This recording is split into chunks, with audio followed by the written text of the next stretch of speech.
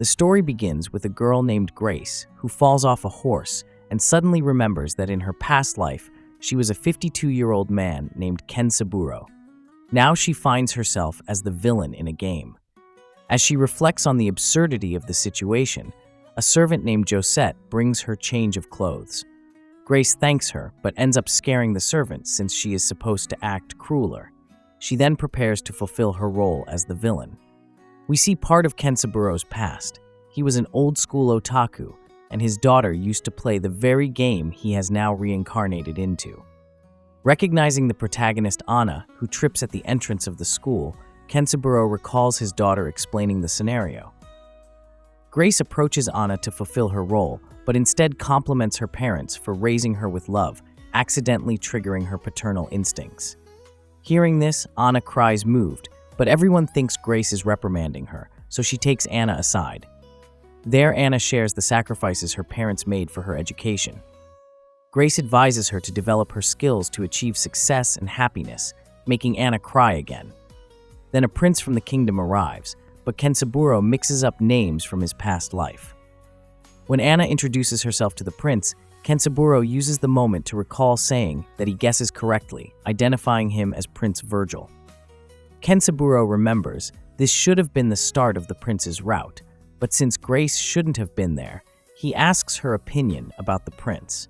She replies that he seems like a good person, but is more interested in being friends with Grace, forcing her to agree, which raises their relationship level. From that moment, Anna becomes her follower. While walking through the hallways, they meet the director, and Ken Saburo shows off his social skills by greeting him elegantly. Later during class, Grace scolds Anna to make her pay more attention, believing it makes her look more evil, but it only increases Anna's respect. Anna misinterprets her actions as those of a model student enjoying learning, but Grace is happy because she can now do things that were difficult for her in her past life.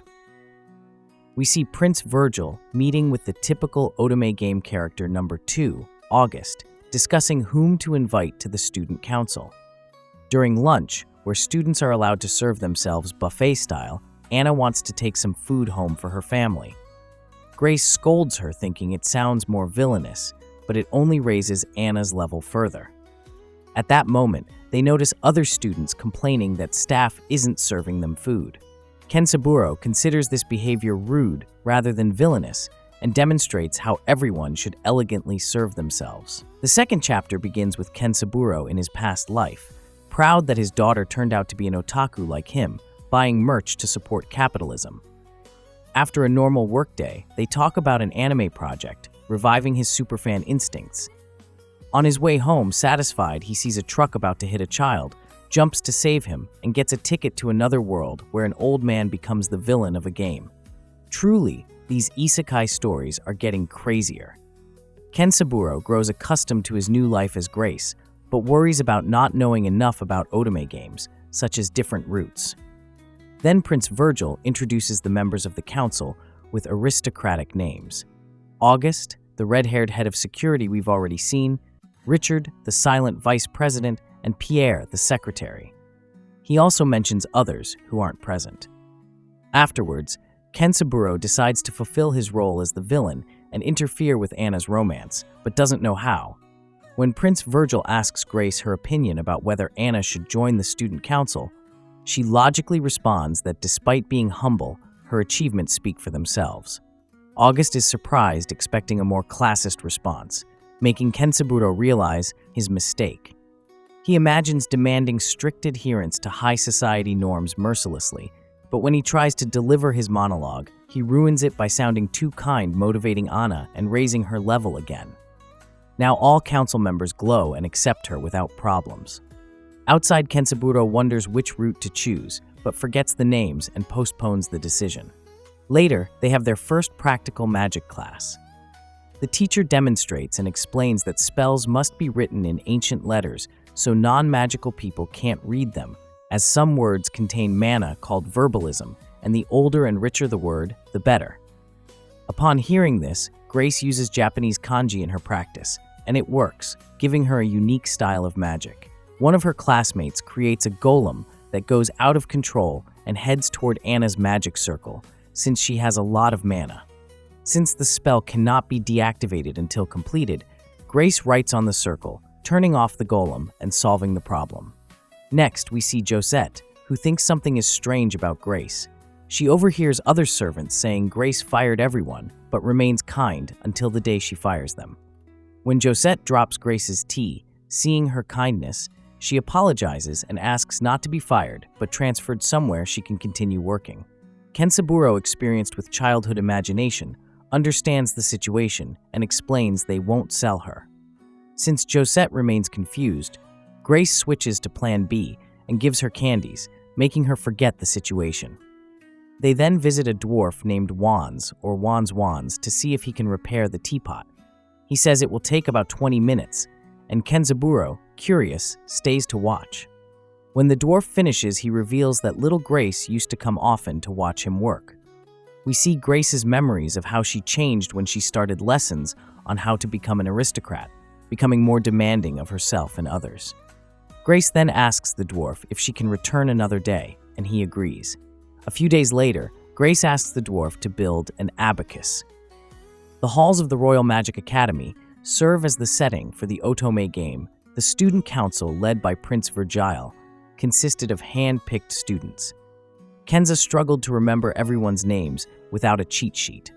This was a school for aristocrats, where council members were chosen based on talent and social standing, preparing them to govern the student body before taking powerful positions in the kingdom.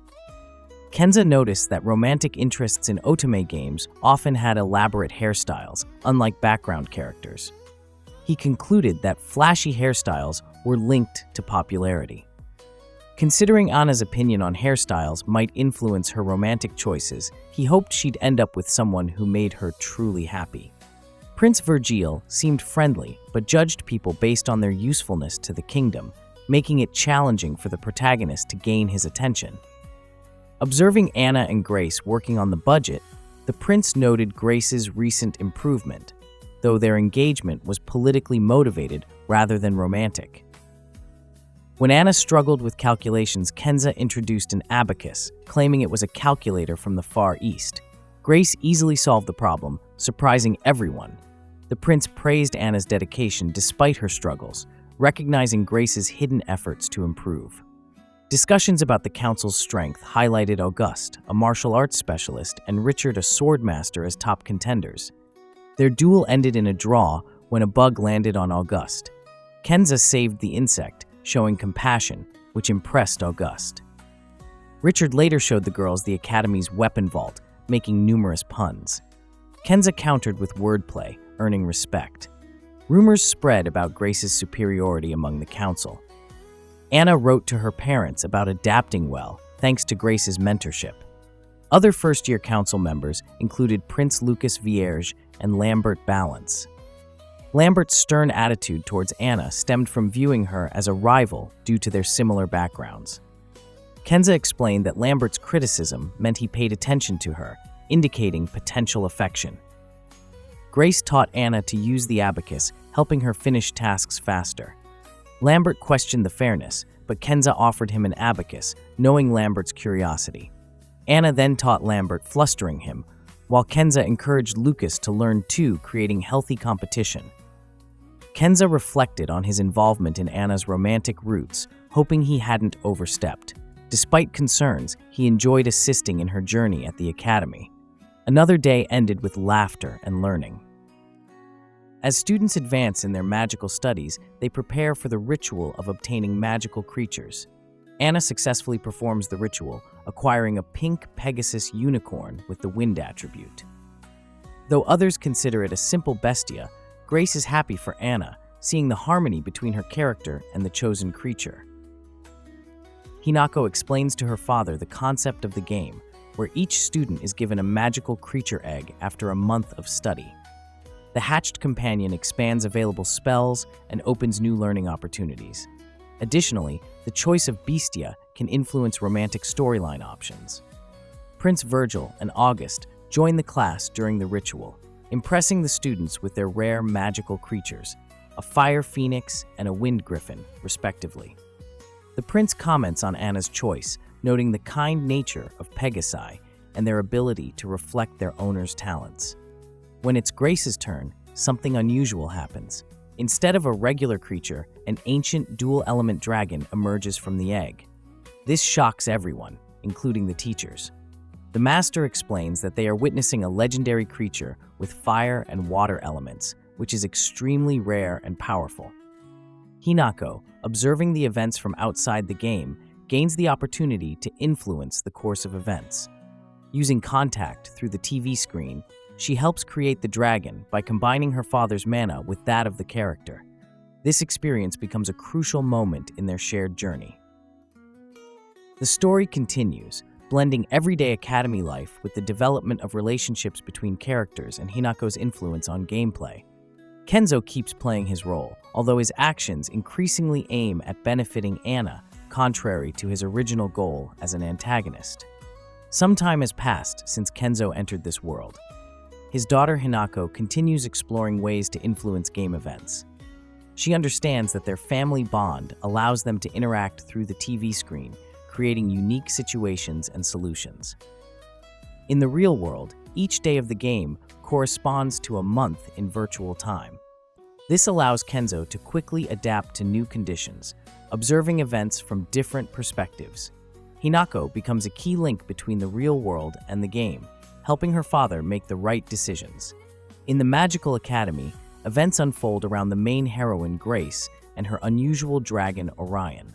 The story begins when the Academy director demonstrates Grace's new dragon beast to everyone. He notes that in all his years of teaching, he has never encountered a dragon with two kinetic attributes, fire and water. Grace explains that this could have happened due to the incident with the dolls, after which she began feeling as if a second soul had settled in her body. The director suggests testing the dragon's abilities. At first, Orion successfully attacks the target with fire, but experiences difficulties with water magic. An important feature is revealed here. Only Grace can see her beast's statistics and change its attributes through a special menu. After switching the attribute to water, the dragon successfully releases a powerful stream of water. The director is amazed by the creature's uniqueness and invites Grace to participate in the annual magic exhibition. Grace's friend Anna decides to support her and help prepare for the exhibition. Other students, Virgil and August, join them. Parallel to this, a storyline develops involving Hinako, who observes the events through the game, and her mother, who analyze what is happening. A notable meeting takes place in the library. Analyst Pierre is looking for Prince Virgil, who has once again disappeared from his tight schedule. It turns out that the prince periodically hides from his assistant to get some free time. Grace advises Pierre not to worry about it and notices that Pierre's gargoyle with the water attribute perfectly complements the prince's griffin with the wind attribute. Later, the group encounters a mysterious bone dragon during training. During the fight between August and Richard, the ground begins to shake and a skeleton-like monster emerges from the rocks. The young people try to deal with it using their beasts, a phoenix and a fish-like creature. Observing the battle, Grace creates a new spell that enhances the participants' beasts' abilities. Thanks to this, their pets transform, the phoenix becomes a shield, and the fish beast turns into a sword. This allows them to quickly defeat the bone dragon. After this, August and Richard swear eternal loyalty to Grace. However, preparations for the exhibition are complicated by the appearance of a group of girls who try to force Anna to give up her role as Grace's assistant. They claim that it looks bad for a duke's daughter to work with a commoner, and even hint that Anna speaks ill of Grace behind her back. Anna shows character and says that her family owns a famous bakery and has connections in the city. She warns the gossipers that if they are ready to slander others behind their backs, they will do the same to them. Having overheard this conversation, Grace elegantly resolves the conflict by linking the girls' behavior to their families' reputations. The prince shares observations that choosing Anna as a partner was not accidental. Her beast really complements Grace's dragon perfectly. Although the prince doesn't like to admit it, he agrees that Anna is the most suitable candidate to support Grace at the exhibition. The group continues preparing for the exhibition, experimenting with various combinations of magic and their beasts' abilities. Grace creates a magical fan that combines the functions of a magic wand and an ordinary fan, which draws interest from other students. Hinako notices how her father understands the game characters better and better. On the eve of the exhibition, the group conducts intensive training, perfecting the synchronization between magical creatures and their masters. The teachers and director are impressed by the students' progress and look forward to the upcoming event. Duke brings his daughter a gift, a wooden horse, which causes embarrassment since she is already 15 years old. Kensaburo, in order to preserve Duke's authority, says it's a perfect gift and explains to the servants that Duke presents his daughter with a wooden horse as a gift, which leads to an awkward situation since she is already 15. To uphold Duke's authority, Kensaburo quickly steps in, praising the gift as ideal and assuring the staff that Duke would never intentionally choose such a present for a teenage daughter. Grace notices that it's difficult for her father to be a parent. Duke confesses to Kensaburo that he feels unworthy of being a duke because he was adopted by the family due to his talent for accounting. During the school magic exams, Agus and Richard demonstrate a trick using animals as weapons. Grace had taught them this method. When it's Grace and Anna's turn to show their abilities, they perform a complex spell involving a dragon and a unicorn. Maestra tests their abilities by making them fight a mechanical monster. Anna manages to create a powerful tornado, and Grace supports it with water, creating an icy storm that defeats the monster. After the exam, Anna worries that she has gained weight at the academy. Grace understands the importance of appearance for a girl, but advises Anna to take care of her health. Anna starts training intensively to improve her magical abilities. Thanks to training with Grace, the level of intimacy between the students increases. They notice that by helping others, they can strengthen their relationships and improve in magic. Duke observes the successes of his daughter and her friends, feeling proud of their achievements in studies and magical arts. He realizes that despite his status, the most important thing is to support his family and fulfill his duty to society. Verdi demonstrates his new wand combined with a book and summons his creature, a sphinx which looks quite ugly. He attacks Anna with a tornado of petals, but their magical attacks mutually neutralize each other.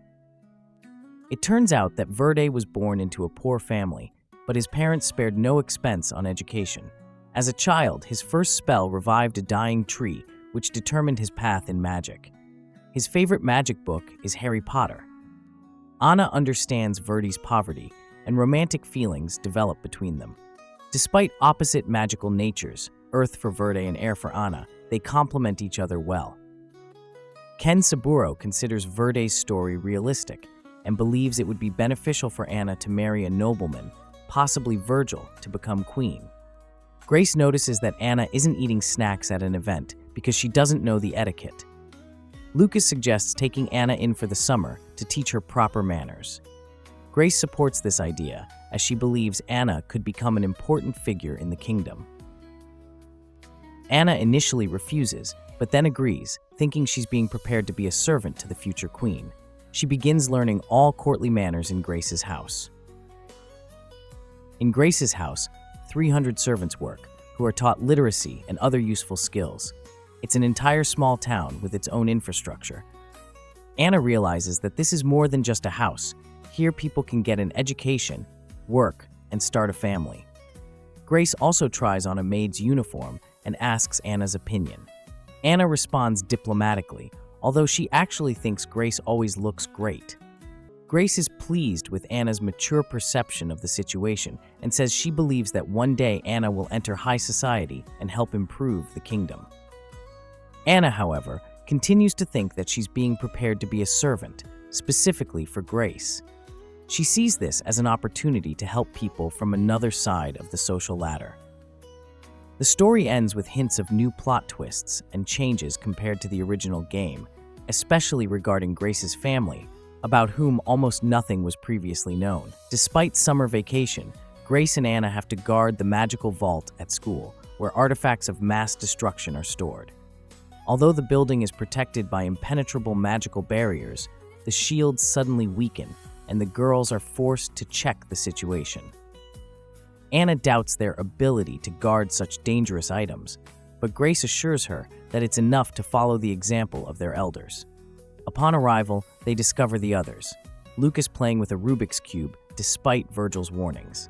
After Lucas completes the Rubik's Cube, everyone disappears and finds themselves in a labyrinth of trials. The first trial is a riddle about flood from above and flame from below. Grace, using the magic of her pet Orion, creates water and fire to solve the puzzle. The answer is bathroom. When Lambert appears, it turns out that each trial must be completed with a different one of Anna's suitors. The next riddle from the Sphinx is about a person going through the cycle of life: 4 legs in the morning, 2 during the day, 3 in the evening. Grace helps find the solution. Pierre appears with the task of lighting a torch through mirrors. He suggests using ice, but is afraid of heights. Grace helps again, taking on the dangerous part of the task. Richard and August offer a solution to the next riddle about the traveler, to warm him with the sun after the wind. Grace sings an appropriate song to lure out the traveler. Although the team successfully passes the trials, some characters begin to show romantic interest in Grace. Hinako, observing from the real world, worries about this development and tries to help her father escape faster. To speed up the process, they decide to use a trick with disassembling the Rubik's Cube, which Hinako remembers from her father, removing parts and reassembling them. After Anna honestly assembles the cube, the group returns to the artifact room. Everyone thanks Grace for helping solve the puzzles and uncovering the secret of the cube. Despite attempts to avoid it, most characters still begin to develop romantic feelings for Grace, including the main heroine.